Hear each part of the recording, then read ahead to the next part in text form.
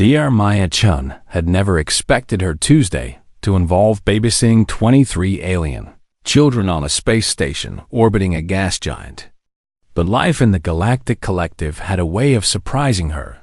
The Velasquez Orbital Nature Reserve was beautiful in a way that made her chest ache with wonder, even after 6 months among the stars. And she pressed her hand against the observation window as swirling clouds of orange and purple churned in the massive planet below. Human observer Chun. A melodic voice called from behind her, and she turned to face instructor Kelvith, a Velasquez adult whose crystalline skin shimmered with faint blue light.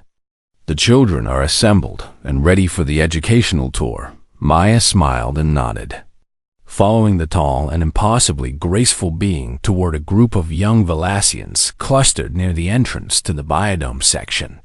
The children were adorable in a way she had not anticipated, their translucent bodies catching the light and throwing tiny rainbows across the walls as they moved. And their 3 delicate limbs clicked softly against the floor as they whispered to each other in their native language. "Is that the human?" One of them asked loudly enough for Maya's translator implant to catch. "It looks so dense." Another whispered back, "Why is its skin that color? Does it really come from a death world?" Maya crouched down to their level and offered a warm smile that showed just a hint of teeth, immediately causing several of the children to step backward. "Hi there," she said gently, remembering too late that tooth-baring was considered aggressive in most galactic cultures. "I'm Maya, and I'm here to learn alongside all of you today." Instructor Kelvith made a soft chiming sound that Maya's translator interpreted as polite condescension, and the instructor addressed the class with careful authority. "Human observer Chen is part of the cultural exchange program," Kelvith explained, "and she will be accompanying us as we study the fauna of 17 different worlds preserved in this facility." One brave child raised a limb and asked, "Is Earth really as dangerous as they say?" Maya considered the question carefully before answering. "Earth has some dangerous places and creatures," she admitted, "but we also have gentle forests and calm oceans and beautiful mountains covered in snow." The children seemed fascinated and terrified in equal measure, and Maya found herself charmed by their curiosity despite their obvious fear of hers. The tour began in the herbivore section, where massive gentle creatures from a dozen worlds grazed on specially cultivated plants, and the children pressed against the transparent barriers with delighted sounds that reminded Maya of wind chimes. "This is a Mellerin grazer," Kelvith explained, gesturing toward a 6-legged creature covered in soft purple fur. "They are completely harmless and were among the first species to be preserved when their homeworld experienced ecological collapse." Maya listened and learned alongside the children, genuinely interested in the diverse biology on display, and she found herself enjoying the role of student rather than teacher for once. One small Velasquez child kept sneaking glances at Maya throughout the tour, and eventually the little one worked up enough courage to approach her. "Human Maya," the child said quietly, "is it true that your species hunted large predators on your world?" Maya knelt down again, more careful with her expression this time. "A long time ago." "Yes," she said, "but we also learned to live alongside many of them, and some of our predators became our closest friends and companions." The child's crystalline eyes widened with something between horror and fascination. "You made friends with predators?" "We did," Maya confirmed. "We called them dogs, and they loved us as much as we loved them." The child seemed to process this information with visible difficulty, clearly unable to reconcile the idea of befriending something dangerous. The tour continued through several more sections, each one showcasing creatures from different evolutionary paths, and Maya found herself increasingly impressed by the collective's dedication to preserving galactic biodiversity. They had just entered the observation corridor leading to the next section when the station shuddered beneath their feet. Maya's body tensed immediately. Years of earthquake drills and emergency training kicking in before her conscious mind even registered the danger. And she looked around for the nearest exit. What was that? One of the children asked with a tremor in their voice. Instructor Kelvith checked. A device on their wrist and their crystalline skin flickered with sudden pale light that Maya's translator identified as fear. There appears to be a minor technical difficulty, Kelvith said, but their voice wavered in a way that betrayed their words. Then the alarms began. Red lights flooded the corridor and a synthetic voice announced words that turned Maya's blood to ice. Warning. Containment breach in Sector 7. The Rathian Stalker Pack released. All personnel seek immediate shelter. The children began to cry, their musical voices rising in a chorus of terror that echoed off the metal walls. And Instructor Kelvith stood frozen in place. Their limbs locked rigid. Maya had read about Varathian stalkers in her xenobiology studies, and she had hoped she would never encounter one in person. They were apex predators from one of the most hostile worlds ever discovered. Eight-legged nightmares covered in natural armor with mandibles capable of shearing through steel. And they had been responsible for wiping out 3 colonial expeditions before the collective classified their planet as permanently forbidden, and now a pack of them was loose on the station with nothing between them and 23. Terrified children. Heavy blast doors slammed down at both ends of the corridor, sealing them in. And Maya realized with cold certainty that the automated safety systems had just trapped them in a kill box. Instructor Kelvith, Maya said sharply, trying to break through the Velocian's paralysis.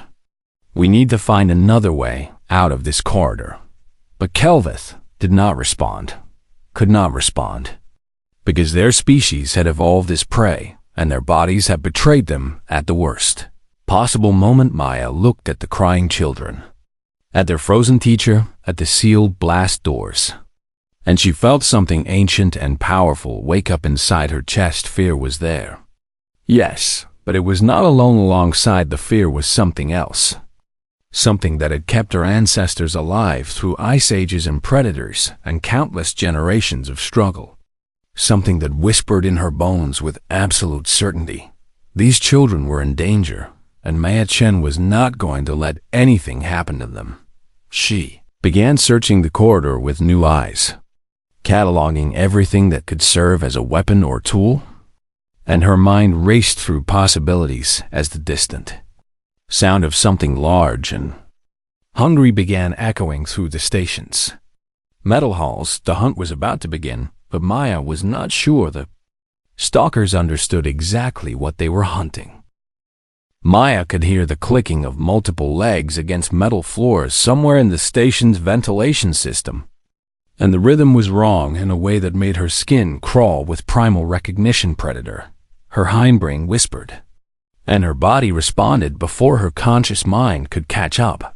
Pupils dilated to take in more light from the dim emergency illumination, and her heart rate increased to pump more oxygen to her muscles. And her hands stopped trembling as adrenaline flooded her system with chemical courage. She had approximately 90 seconds before something very bad came. Through one of those vents, Maya moved fast, scanning the corridor with the desperate efficiency of a trapped animal that refuses to accept its fate. Behind a panel of reinforced glass, she spotted an emergency fire axe, red and heavy and beautiful, and she did not hesitate before driving her elbow through the barrier. The glass shattered and sliced into her arm, and she felt the warm trickle of blood running down to her fingertips. But the pain was distant and unimportant compared to the weight of the axe in her hands.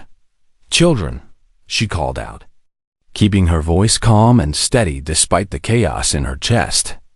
"I need you all to move to the back of the corridor and stay together." Most of them were still crying, their crystalline bodies dimmed with terror.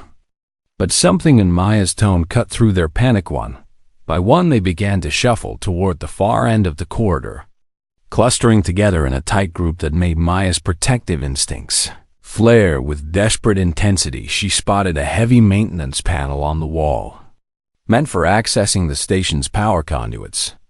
And she tore it free with strength she did not know she possessed. It would make a decent shield. The clicking sound grew louder, and Maya positioned herself at the narrow point where the corridor bent slightly, creating a choke point that would force anything coming through to face her directly. "Instructor Kelvith," she said without looking back, "I need you to watch the children." The Velocian did not respond, still locked in their species' evolutionary terror response. And Maya accepted that she was alone in this. Then the vent cover at the far end of the corridor exploded outward, and the stalker emerged. It was worse than the images in her xenobiology texts. So much worse, because pictures could not convey the wrongness of its movement, or the intelligence gleaming in its cluster of dark eyes. The creature was the size of a large earth tiger, but built like a nightmare spider, with 8 articulated legs covered in chitin armor and mandibles that opened sideways to reveal rows of serrated teeth designed to tear through anything organic it saw her. It screamed. The sound was not something that should exist in a sane universe. A hunting cry that had evolved over millions of years to paralyze prey with pure sonic terror. And Maya felt her knees try to buckle beneath its weight behind her. Several children fainted, their bodies going limp as their fear overwhelmed their fragile systems. But Maya did not freeze. She could not freeze because freezing meant dying. And dying meant those children would be next. And some part of her that predated language or civilization or even conscious thought absolutely refused to allow that outcome. Maya Chum did something that no Velocian had ever witnessed from another sentient being. She screamed back, and then she charged directly at the monster. Stalker hesitated for a fraction of a second, confused by prey that moved toward danger instead of away from it. And that hesitation cost it dearly. Maya swung the axe with every ounce of strength in her dense human muscles. Muscles evolved on a world with gravity strong enough to crush most galactic species. And the blade bit deep into one of the creature's forward legs. The stalker shrieked in pain and lashed out with its mandibles, catching Maya across the ribs and sending her crashing into the wall. She felt something crack inside her chest and tasted copper on her tongue. But she was already moving again, rolling beneath a sweeping leg and bringing the axe up in a vicious arc. The second blow took the creature across its face, shattering 2 of its eyes and spraying dark ichor across the corridor walls. It lunged at her, and she raised the maintenance panel just in time, the mandibles scraping against metal with a sound like tearing steel. And she used the moment of contact to drive the axe into the gap between its armored head plates. The stalker convulsed, its legs spasming wildly. And Maya did not stop. She hit it again and again and again, till finally the nightmare stopped moving and lay twitching on the floor of the corridor, surrounded by pools of its own dark blood. Maya stood over its corpse, her chest heaving with exertion, her body screaming with pain from wounds she had not yet acknowledged. And she slowly became aware of the silence behind her. She turned around. 23 pairs of crystalline eyes stared at her with expressions she could not read. And Instructor Kelvith had finally broken free of their paralysis, only to stand frozen in a different kind of shock. Maya realized what she must look like to them. She was covered in blood, both her own and the creature's, and her clothing was torn, and her face was twisted with the fading remnants of battle rage. And she still held the dripping axe in hands that had not yet stopped shaking. She was not a scientist in that moment. She was not an observer, or a guest, or a representative of humanity's peaceful intentions. She was a predator standing over a kill, and every instinct in those fragile alien bodies was telling them to be afraid. One of the children, the same brave one who had approached her earlier, took a hesitant step forward. "Human Maya," the little one whispered. "You killed it." Maya forced her breathing to slow and carefully set down the axe. Wincing as the movement pulled at her cracked ribs. "I did," she said softly, "because I was not going to let it hurt any of you." The child stared at her for a long moment. Something shifting behind those crystalline eyes. "Are there more?" The child asked. Maya listened to the station around them, hearing the distant sounds of movement and chaos. And she knew the answer before she spoke it. "Yes," she admitted. "But I am going to get all of you out of here safely." She did not know if that was a promise she could keep, but she knew with absolute certainty that she would die trying. Maya picked up the axe again and turned to face the corridor ahead, where the sounds of clicking legs were growing louder once more. The hunt was not over. It had only just begun. Maya knew they could not stay in the corridor. The dead stalker's blood would attract others of its kind, and the sealed blast doors meant their only escape was through the maintenance tunnels that ran beneath the station's main floors. "Everyone listen to me carefully," she said, keeping her voice gentle despite the urgency burning in her chest. "We are going to leave this place through a small tunnel, and I need you all to be very brave and very quiet." The children huddled together, their crystalline bodies still dim with fear. But they watched her with something new in their eyes. Trust. It was fragile and uncertain, but it was there. And Maya swore silently that she would not betray it. She moved to a maintenance hatch in the floor and pried it open with bleeding fingers, revealing a narrow passage lit only by faint emergency strips along the walls. "Instructor Calveth," Maya said firmly, finally drawing the Velasian out of their stupor, "I need you to lead the children through the tunnel while I guard the rear." Calveth blinked several times, their translators struggling to process words through the fog of lingering terror. "I cannot," Calveth whispered. "I cannot move. I cannot think. I am broken." Maya crossed the distance between them and placed her bloody hands on the instructor's shoulders, forcing Calveth to meet her eyes. "You are not broken," she said with quiet intensity. "You are afraid, and fear is natural, but those children need you to function right now. And I believe you can do this." Something shifted in Calveth's crystalline face, a spark of determination fighting through the evolutionary programming that had held them prisoner. "How do you do it?" Calveth asked. "How do you move when everything in your body screams at you to freeze?" Maya smiled sadly. "Humans freeze too," she admitted. "But we learned a long time ago that freezing gets you killed, so we taught ourselves to move anyway. And right now, I need you to learn the same lesson." Calveth stared at her for a long moment before slowly nodding. Instructor turned to the children and began organizing them with shaking hands but steady words. And Maya felt a surge of respect for the Velasian's courage in the face of biological imperative. One by one, the children descended into the maintenance tunnel, their small bodies navigating the narrow space with relative ease. And Maya followed last after retrieving her axe and panel shield. The tunnel was dark and cramped and smelled of machine oil and recycled air. But it was also too small for a fully grown stalker to navigate without difficulty. Maya allowed herself a moment of hope. That hope died when she heard the screaming from somewhere ahead. "Everyone stop," she commanded, pushing past the line of children until she reached the front where Calveth had frozen again. The tunnel opened into a small junction room, and crouched in the center of that room was another stalker. Smaller than the first, but no less deadly. It had not noticed them yet, too busy feeding on something Maya did not want to identify. "Back," Maya breathed, barely louder than a whisper. Everyone moved back slowly, but one of the children whimpered, just loud enough for the stalker's hunting senses to detect. And the creature's head snapped toward the tunnel entrance with terrible speed. Maya did not wait for it to charge. She burst from the tunnel and swung her axe in a wide arc, forcing the stalker to leap backward and giving herself room to maneuver.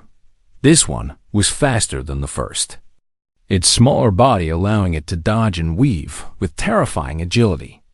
And Maya took 3 deep gashes across her left arm before she finally managed to drive her Axe into its skull, she stood over the second corpse, breathing hard, and looked down at her arm with clinical detachment.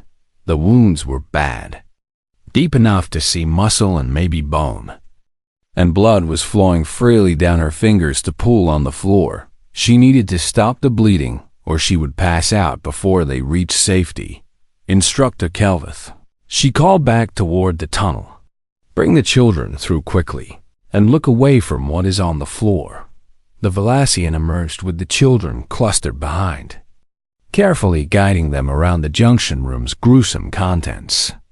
And Maya searched the space until she found what she needed: a plasma welder meant for emergency repairs. Sat in a wall-mounted toolkit, Maya picked it up and examined her wounded arm with the same detachment she had used to study alien specimens. In her laboratory, this was going to hurt. She activated the welder and pressed it against her torn flesh, cauterizing the wound shut with a hiss of burning tissue and a smell that made several children gag. Maya bit down on her sleeve to muffle her scream, her vision going white with agony, but she did not stop until the bleeding had stopped. When she lowered the welder, her arm was a mess of burned and blackened skin, but it was no longer dripping. Human Maya, one of the children whispered with horror. You hurt yourself. I fix myself, Maya corrected gently. Humans are very good at healing, and this will help me keep protecting all of you.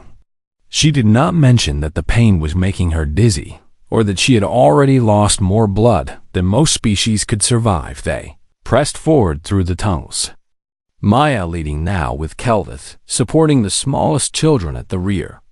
And she found herself humming quietly as they walked. The tune was old and simple, a lullaby her mother had sung to her as a child, and the familiar melody helped push back the darkness creeping at the edges of her vision. Twinkle, twinkle, little star, she sang softly. How I wonder what you are. The Velasian children could not understand the words, but something in the gentle rhythm seemed to calm them, and Maya continued singing as they navigated the dark passages.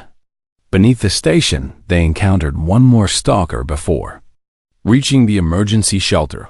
This one nearly killed her. It caught her across the stomach with its mandibles, tearing through her uniform and the flesh beneath, and Maya felt her intestines trying to escape through the wound as she drove her axe into the creature's brain again and again until it finally stopped moving. She pressed her hand against her stomach to hold herself together, literally, and kept walking. The emergency shelter door appeared ahead like a vision of salvation, and Maya input the override code with fingers that would no longer stop trembling.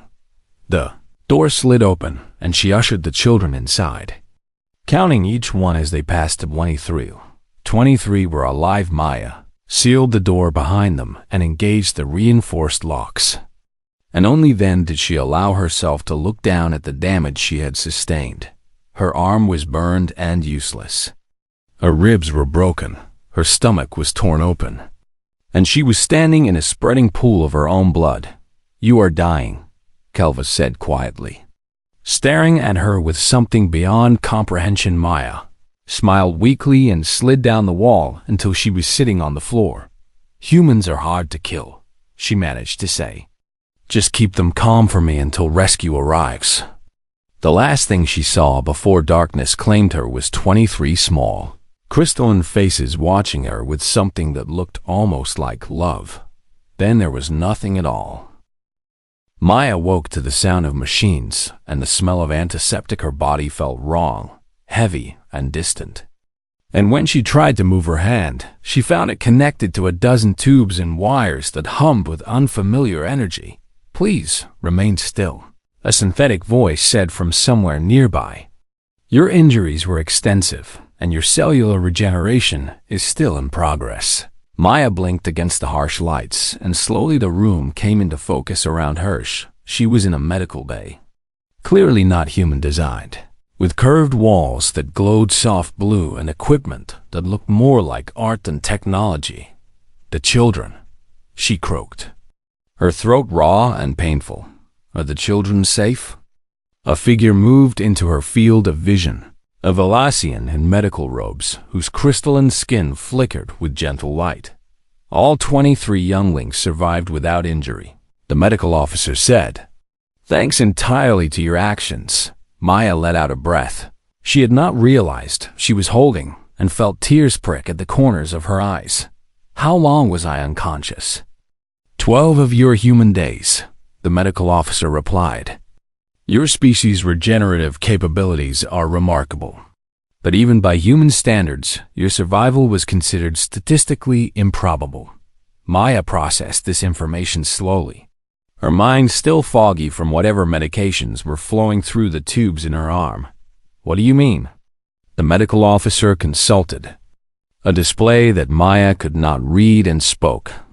With careful precision, you sustained 17 distinct wounds that our medical database classifies as fatal for most. Carbon-based life forms, they explained. Massive blood loss, severe burns, multiple organ damage, and skeletal fractures that should have rendered you immobile. They paused and looked at Maya with an expression she could not quite identify. You continued fighting and moving with these injuries for approximately 2 standard hours. The medical officer continued. Our analysts have reviewed the footage multiple times, and they cannot explain how this was possible. Footage? Maya asked with sudden unease. The station security systems recorded everything. The medical officer said, The council has been reviewing the recordings extensively.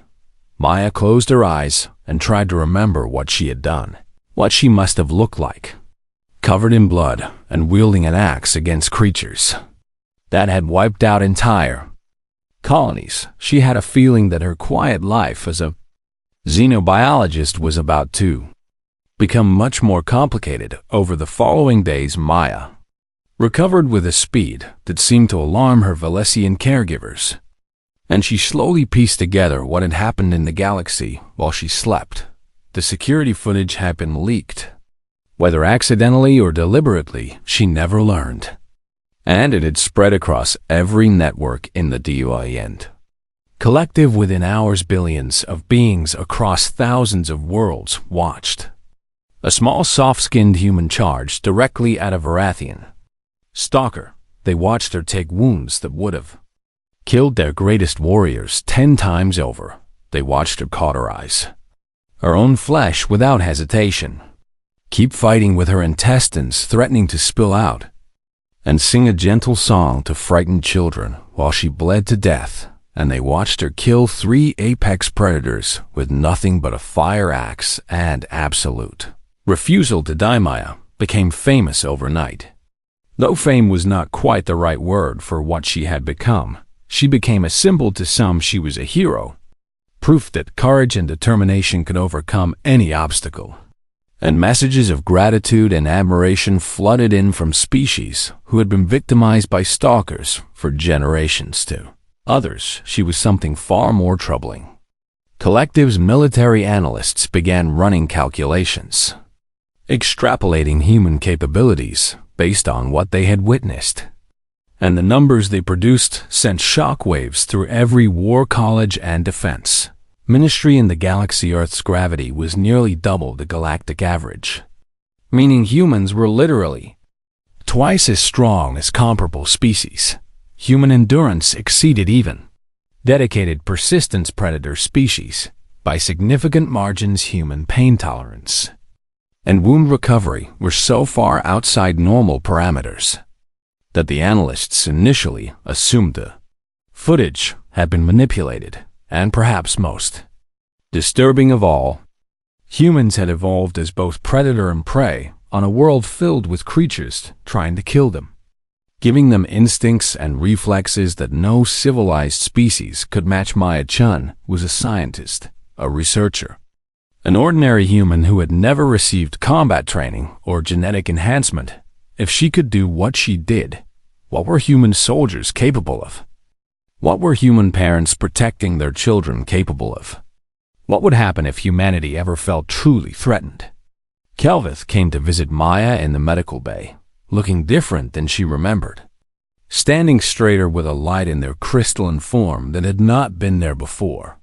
"The children want to see you," Kelvin said. "They have been asking about you every day." Maya smiled weakly.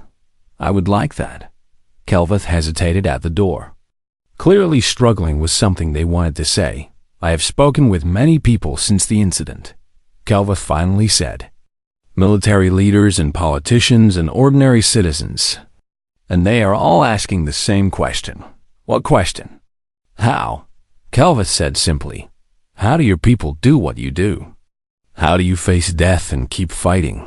How do you overcome every limitation of biology and reason?" Maya considered the question carefully before answering. "We are afraid," she said. "Just like you, just like everyone. We feel terror and pain and the desperate urge to run away and hide." "Then how?" "Because there are things we are more afraid of than dying," Maya explained.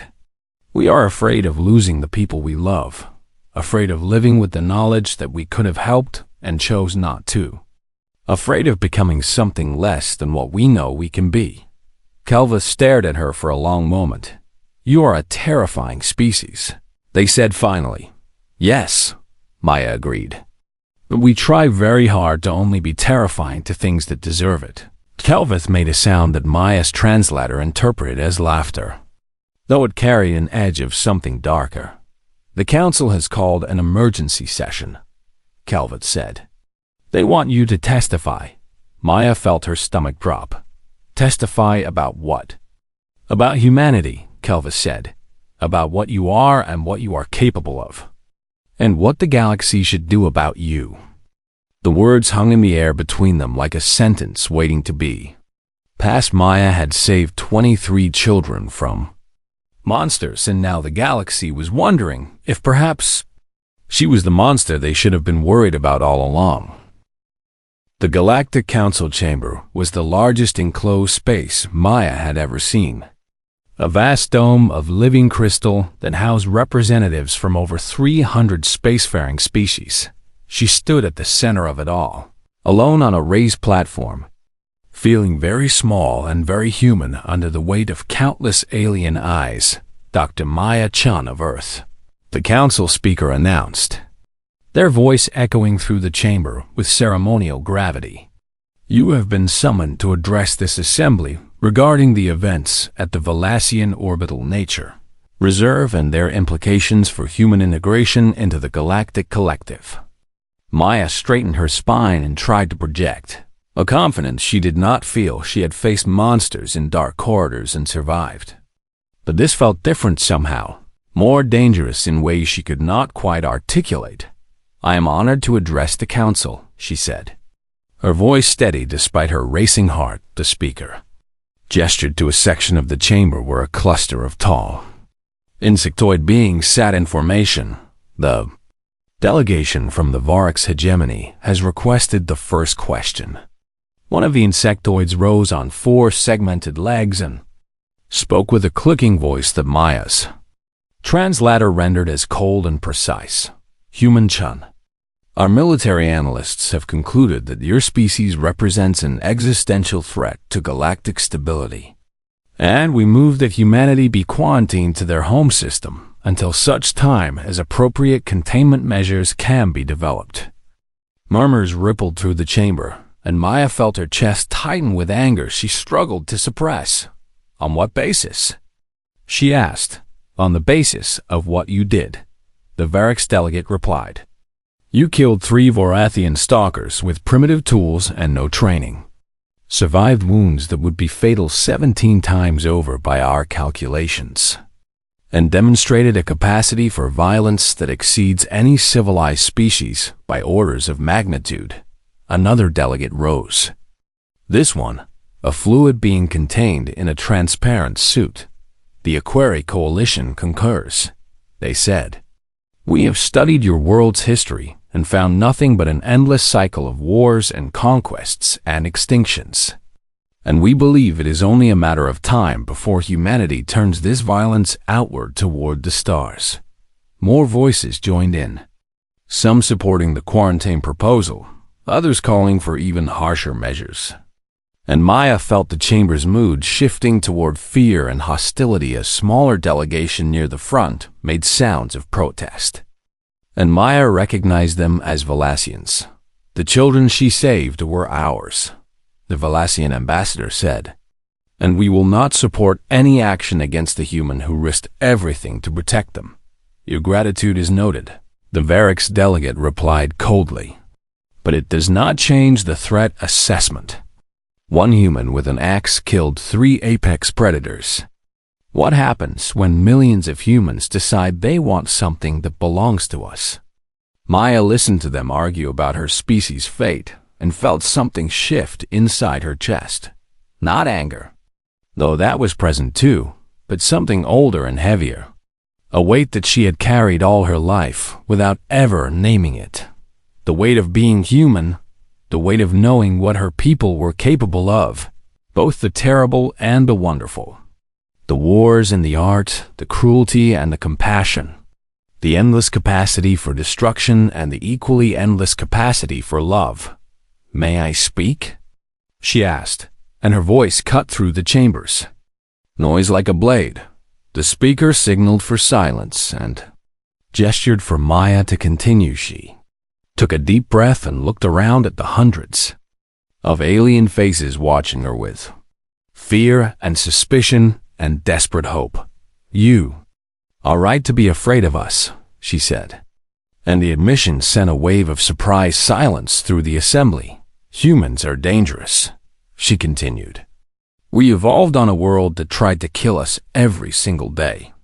And we survived by becoming the most adaptable and persistent predators our planet had ever produced.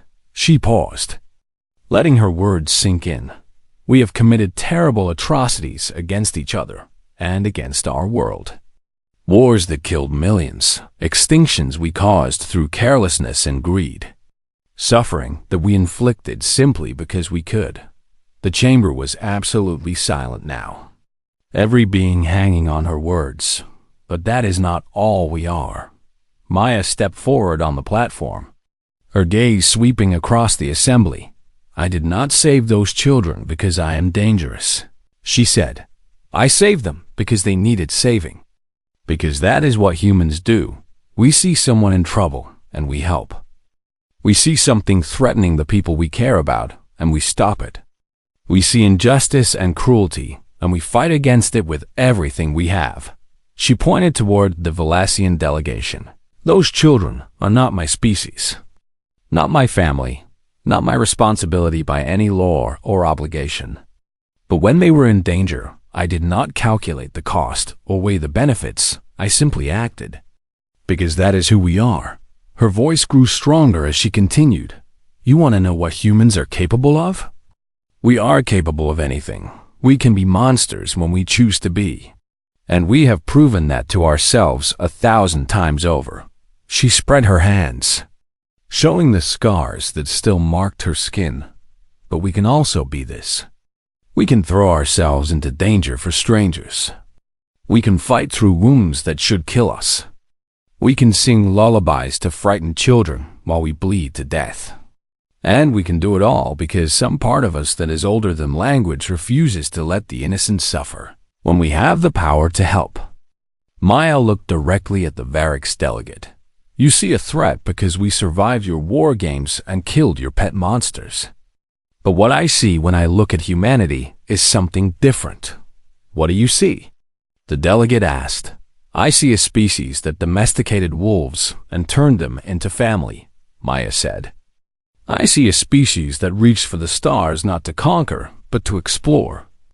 I see a species that makes art and music and stories because we cannot help ourselves. And I see a species that will die to protect children who are not even our own. She let the silence stretch before delivering her final words. You can fear us. That is your right. But know this. We did not survive our world by being cruel. We survived by protecting each other, by forming bonds that transcended tribe and territory and even species. Maya smiled. And this time, she did not hide her teeth. The stalkers learned what happens when you threaten what we love. Be very sure you want to learn the same lesson. She turned and walked off the platform without waiting for a response, her footsteps echoing in the stunned silence of the chamber. Behind her, the council erupted into chaos, factions arguing and alliances shifting. The entire political landscape of the galaxy rearranging itself around the simple truth she had spoken, but across the chamber a small Thalassian child watching the broadcast from a screen in the visitors' gallery turned to their parent with wonder in their crystalline eyes. "When I grow up," the child said, "I want to be brave like the human." And somewhere in the chaos, a new understanding was taking root. One that would take generations to fully bloom. Humanity was not just a threat to be contained. Humanity was a promise that somewhere in the cold vastness of space, there was a species that would fight for you, die for you, sing to you in the darkness when you were afraid. Not because you were useful or valuable or important, but simply because you needed help, and they were there to give it. Maya returned to Earth 3 months later, hailed as a celebrity she had never wanted to be. Burdened with expectations she was not sure she could carry, but on the day she landed she found a package waiting for her. Shipped across impossible distances at incredible expense. Inside was a hand-drawn picture from 23 Thalassian children. It showed a small human figure surrounded by monsters, standing between them and a cluster of tiny crystal shapes. And the human was smiling with teeth showing bright and fierce and kind. Above the picture, in careful translated script, were 2 words that made Maya cry for the first time since the station. "Our human." She hung the picture on her wall and looked at it every morning for the rest of her life. A reminder of what she had done and what humanity could be. Not the monsters the galaxy feared, but the guardians the galaxy needed, whether they knew it yet or not.